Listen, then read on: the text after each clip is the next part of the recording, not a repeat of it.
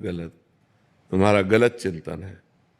मनुष्य जब जन्म लेता है उसके पहले दो कर्मों से उसके शरीर की रचना होती है, पाप कर्म और पुण्य कर्म से।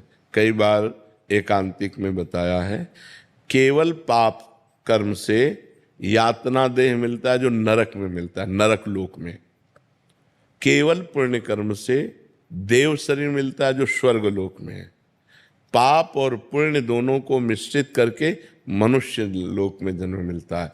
उसका परिणाम होता है समय पर सुख मिलना या दुख मिलना। समय समय पर सुख दुख अनचाहे ढंग से वो अपने आप आएगा। अब पाप कर्म करना और पुण्य कर्म करना, इसकी छूट है तुम्हारे ऊपर। अब तुम प्रारब्ध से प्रेरित होकर पाप कर्म नहीं करोगे, वासना से प्रेरित होकर पाप कर्म करोगे। अब चाहे उपासना कर लो, चाहे वासना से प्रेरित होकर पाप कर्म कर लो, ये तुम्हारे को छूट दी गई है। लेकिन इस शरीर की रचना दो कर्मों से हुई है, उसका भोग पूरे जीवन भोगना पड़ेगा। जैसे हम उपासना कर रहे हैं लेकिन हमारा कोई कर्म बिगड़ा रहा तो दोनों किडनी फेल है। तो अब ये शरीर का कर्म है। पूर्व जन्म के शरीर में जो हमने पाप कर्म किए उससे इस शरीर का निर्माण हुआ, और इस शरीर के माता के गर्भ से ही किडनी में दोष था, वो जो पॉलिसिस्ट किडनी कहते हैं वो ऐसे।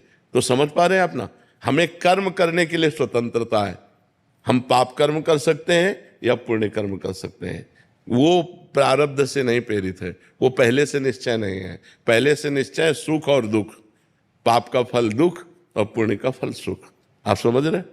नहीं तो जैसे पाप का फल दुख है तो वर्तमान में पाप कर रहा है लेकिन वो सुखी है, क्योंकि उसके पूर्व पुण्य का फल उसको मिल रहा है।